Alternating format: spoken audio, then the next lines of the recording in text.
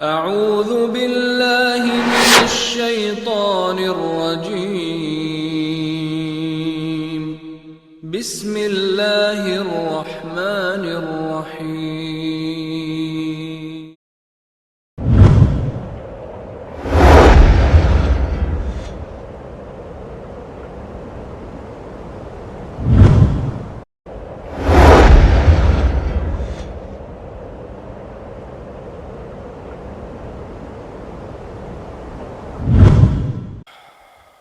کسی بھائی نے پوچھا ہے علماء دیوبند کے عقائد کے حوالے سے اور ان کے پیچھے نماز پڑھنے کے حوالے سے۔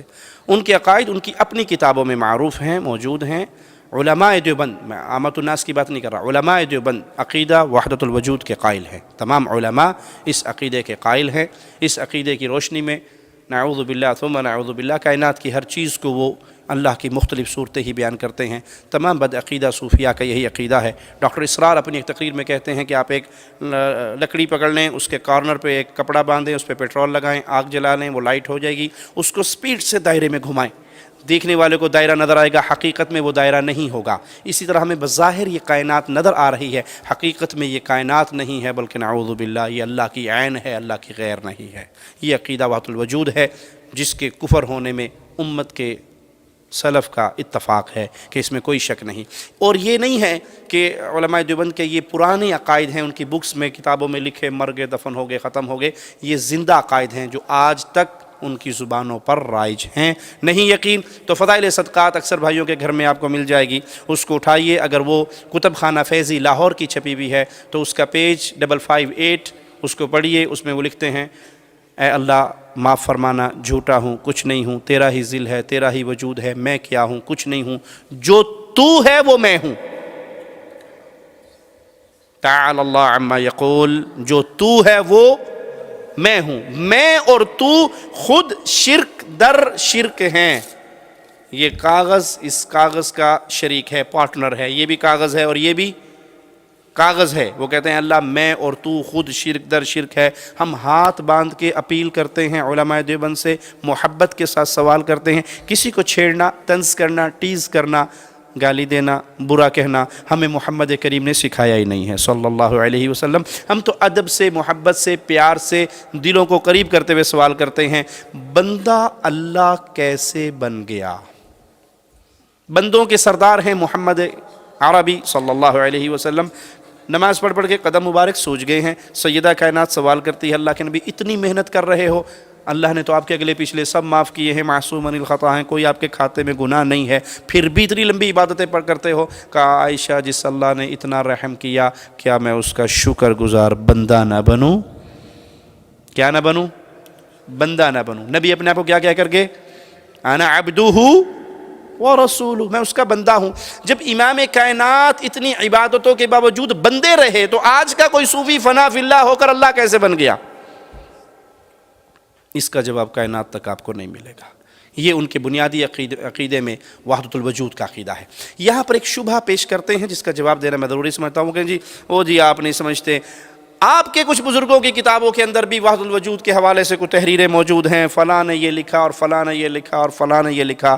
ہم کہتے ہیں بھائی جیسے تمہارے مولویوں کی کتابوں کو اپنی جوتی کی نوک پہ رکھ کے ٹھوکر مارتا ہوں، ایسے اپنی مولوی کی کتابوں کو بھی جوتی کی نوک پہ رکھ کے ٹھوکر مارتا ہوں۔ مجھے میرے رب نے دیا ہے یہ کلام الہی، ہمارا کرے تب غلط، تمہارا کرے تب غلط۔ دنیا بھر کے مولویوں کی کتابوں کو لاؤ، چوراہے میں رکھ کے آگ لگا دو، اس میں مولوی ذکریہ کی کتابیں بھی لے آؤ، نذیر احمد دہلوی کی کتابیں بھی لے آؤ، شاہ اسماعیل کی کتابیں بھی لے آؤ، شاہ ولی اللہ کی کتابیں بھی لے آؤ، پیچھے بچے گا قرآن اور حدیث، اس کو تھام لو، سوائے اہل حدیث کے اور کوئی نہیں رہیں گے۔ یہ نہیں ہے کہ ہم اپنی بات کا دفاع کریں، نہیں جی وہ چونکے چیکے چنانچہ چونکے وہ ساڑھے مولوی نے کیا تو مطلب ہے کوئی نہ کوئی رات ہے۔ نہیں، جو غلط ہے وہ غلط، میرا کرے تب بھی، آپ کا کرے تب بھی۔ آج کچھ مولوی اٹھ کر دفاع کرتے ہیں اپنے عقیدہ وحدت الوجود کا، قرآن کے ذریعے نہیں، احادیث رسول کے ذریعے نہیں جی یہی بات تو آپ کے مولوی صوفی عبداللہ نے لکھی، مثال کے طور پہ، انہوں نے لکھی نہیں لکھی، میں مثال دے رہا ہوں۔ یہی بات شاہ اسماعیل نے صراط مستقیم میں لکھی، یہی بات شاہ ولی اللہ نے انفاس العارفین میں لکھی، یہی بات فلاں نے لکھی۔ بھائی میں نے کہا بھاڑ میں گئے۔ کبھی آپ نے ہماری زبان سے سنا کہ آپ اپنے رشید احمد گنگوہی کو چھوڑ کر شاہ اسماعیل کو پکڑ لو؟ امداد اللہ مہاجر مکی کو چھوڑ کر آپ ہمارے کسی اور بزرگ کو پکڑ لو. ہم کہتے ہیں سب کو چھوڑ کر محمد کو پکڑ لو, کوئی لڑائی رہ گئی؟ صلی اللہ علیہ وسلم. سب سے غلطی ہو سکتی ہے. کروڑ بابے بزرگ بھی اکٹھے ہو جائیں تو وہ ہمارے محدثین اولیاء اللہ کے برابر آج کا مولوی نہیں ہو سکتا. جب ہم ان کے بارے میں کہتے ہیں کہ ان کی بھی کوئی بات غلط ہوئی تو اس کو چھوڑا جائے گا, مصطفیٰ علیہ السلام کی بات کو نہیں چھوڑا جائے گا. تو ہمارے اوپر اعتراض اگر کسی نے کرنا ہے, میری بات کو نوٹ کیجئے, ہمارے اوپر اگر کوئی اعتراض کرنا چاہتا ہے تو وہ شاہ اسماعیل کی کتابوں پہ نہ کرے, وہ شاہ ولی اللہ کی کتابوں پہ نہ کرے, وہ کسی اور باب مولوی کی کتاب پہ نہ کرے.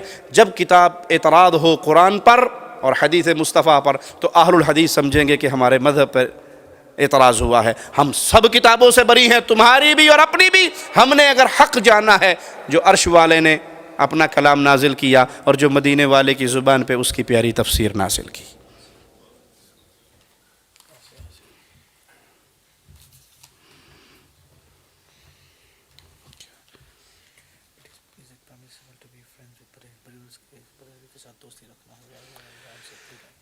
اسی جو پچھلا سوال رہ گیا اس میں ایک سوال باقی تھا کہ کیا ان لوگوں کے پیچھے نماز پڑھنا جائز ہے جس کے عقیدے میں شرک ہے. موٹا اصول, موٹا قانون آپ کو دے کے جاتا ہوں. جس کے عقیدے میں شرک ہے یا ایسی بدعت کا داعی ہے, ارتکاب کرتا ہے جو بدعت مکفرہ ہے, کفر تک پہنچتی ہے, اس کے پیچھے نماز پڑھنا جائز نہیں ہے. جو ان عقائد سے, ایک شخص کا پوچھتے ہیں, وہ کہتے ہیں میں دیوبندی ہوں لیکن میں وحدت الوجود کو نہیں مانتا, میں تقلید اعمیٰ کو نہیں مانتا.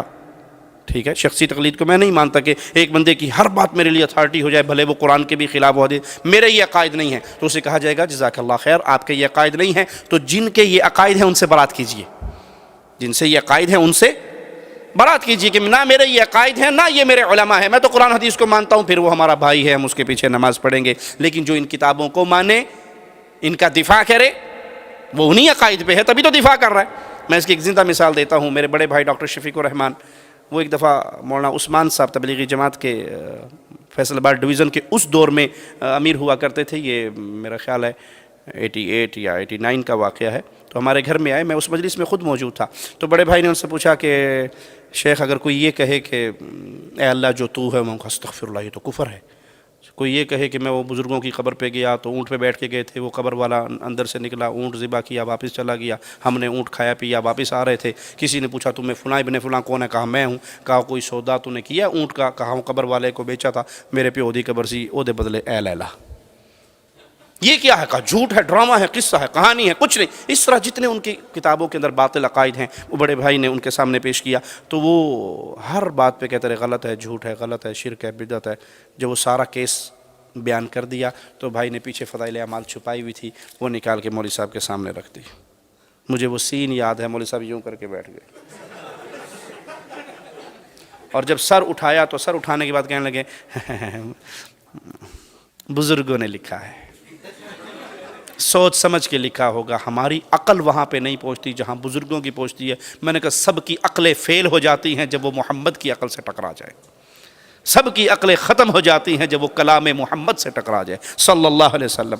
یہ ذات محمد مصطفیٰ ہے جو جب کہے, جو کہے, جیسا کہے دین بن جاتا ہے. اور پیارے حبیب کے بعد یہ شان کسی اور کی.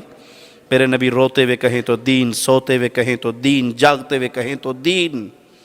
میرے نبی نماز پڑھے تو دین, میرے نبی نماز چھوڑے تو دین, میرے نبی روزہ توڑے تو دین. دلیل مانگیے مجھ سے. پیارے نبی صلی اللہ علیہ وسلم حاجیوں کو تعلیمات کیا دیا آپ نے. عرفہ کے دن جب سورج غروب ہوتا ہے, مغرب کی نماز پڑھی جاتی ہے عرفہ میں, جی بھاگتے ہیں نا مزدلفہ کو. اور نبی صلی اللہ علیہ وسلم کی حدیث کیا ہے, آپ سے پوچھا کہ افضل ترین عمل الصلاۃ علی وقتها, وقت پہ نماز افضل ترین عمل ہے. آج عرفہ میں پڑھو نا مغرب کی نماز کو. نہیں, آج محمد نے نماز چھوڑی تھی یہاں پہ صلی اللہ علیہ وسلم. میرے رسول نماز چھوڑ دے تو چھوڑنا دین بن جاتا ہے. مزدلفہ پہنچے, مغرب عشاء اکٹھی کی. اب کوئی مولوی سے کہا میں تو ساری رات تہجد پڑھوں گا, میں نہیں سونا. تو اسے کیا کہا جائے گا؟ آج سونا دین ہے, آج سونے میں ثواب ہے. کیوں؟ مصطفیٰ سو گئے تھے. میرے نبی جہاد کے لیے جا رہے ہیں, عصر کا وقت ہو چکا ہے, عصر کا وقت گزر چکا ہے, اور آپ پیالہ دودھ کا لے کے اونٹنی پہ سواری کرتے ہوئے اسے پی لیتے ہیں. صحابہ میں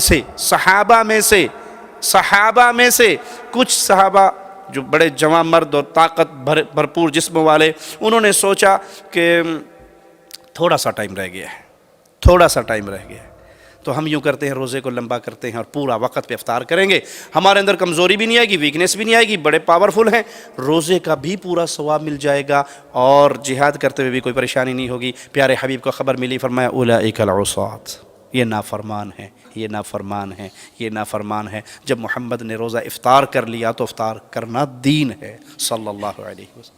آپ نے کہا عبداللہ فجر پڑھتے ہی نکل جانا، جمعہ کا دن ہے، دیکھتے ہیں کہ عبداللہ سامنے بیٹھے ہوئے، کہا نکلے نہیں، کہ اللہ کے نبی صلی اللہ علیہ وسلم میں نے نکلتا ہوئے یہ سوچا جہاد پہ جا رہا ہوں، کچھ بھی ہو سکتا ہے، شہید بھی ہو سکتا ہوں، پتہ نہیں واپس لوٹوں یا نہ لوٹوں، جمعے کا دن ہے، آج کیوں نہ جمعہ آپ کے پیچھے پڑھوں، خطبہ آپ کا سنوں، جماعت آپ کی نصیب ہو جائے، مسجد نبوی ہو، آپ خطیب ہوں، آپ امام ہوں، اور میری سواری بڑی تیز ہے، دوڑاتا ہوا جا کے اپنے ساتھیوں کے مل جاؤں گا۔ کہا عبداللہ جو میرا حکم سن کے نکل گئے تھے، تو احد پہاڑ کے برابر سونا بھی خرچ کرے گا تو ان کے اجر کو نہیں پا سکتا۔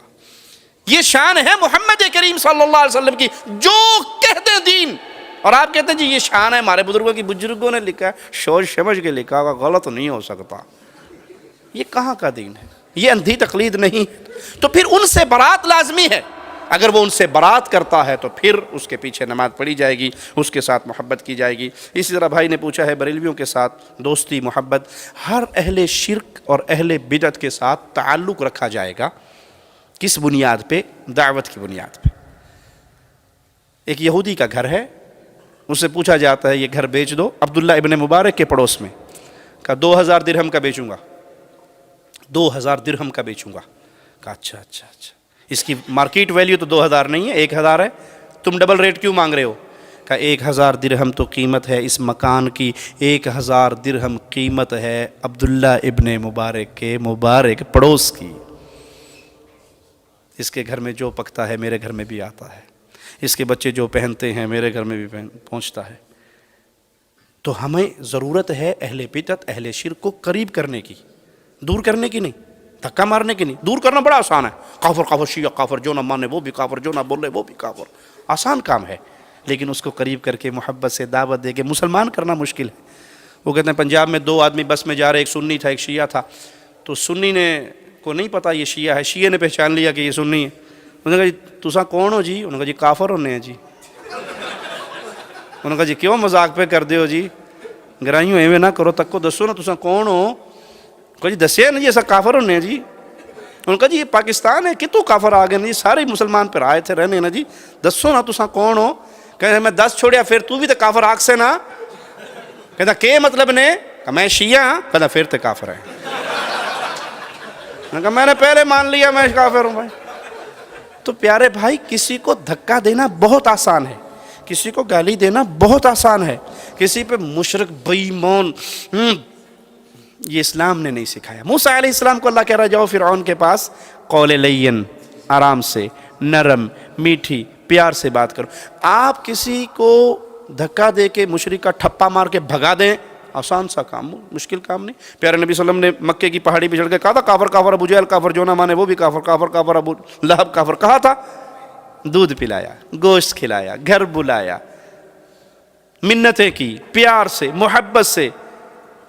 آپ کے درد کو دیکھ کر وہ مسلمان ہو گئے، آپ کے چہرے کو دیکھ کر وہ، آپ کی زبان مبارک کو سن کے۔ تو ان کو قریب کرنا ضروری ہے، ان کو دعوت دینا ضروری ہے، ان تک پیغام پہنچانا۔ میرا جملہ یاد رکھیے گا، اگر کسی بھائی کا عزیز، رشتہ دار، پڑوسی، رومیٹ شرک کی حالت پہ مر گیا اور اس نے زندگی بھر اس کو ایمان، عقیدے، توحید کی دعوت نہیں دی، یہ مشرک مرا ہے، قیامت کے دن اس کا ہاتھ آپ کے گریبان میں ہوگا۔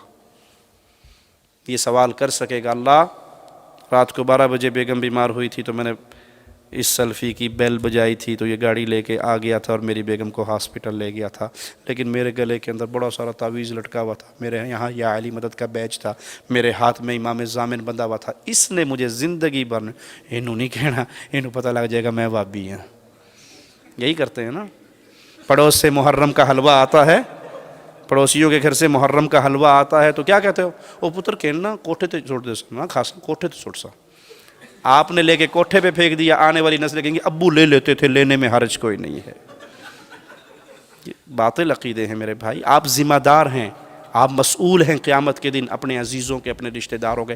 آپ کے ذمے ہدایت دینا تو نہیں ہے، ہدایت دینا تو اللہ کے ہاتھ میں ہے، ہدایت کا پیغام دینا تو آپ کے ذمے ہے، اچھے انداز سے، پیار کے انداز سے، محبت کے انداز سے. ہاں ایک فرق رہے گا، محبت اور چیز ہے، تعلق اور چیز ہے. دوستی رکھی جائے ان کو قریب کرنے کے لیے، ان تک پیغام پہنچانے کے لیے، لیکن ان سے محبت نہیں ہوگی. محبت کا کیا معنی ہے؟ وہ دل کا ایک رشتہ ہے. اگر وہ میری بیٹی کا رشتہ مانگے گا تو زندگی بھر نہیں دوں گا. موحد کی بیٹی بوڑھی ہو کے گھر میں مر جائے، مشرک کے نکاح میں نہیں دے سکتا. کیوں؟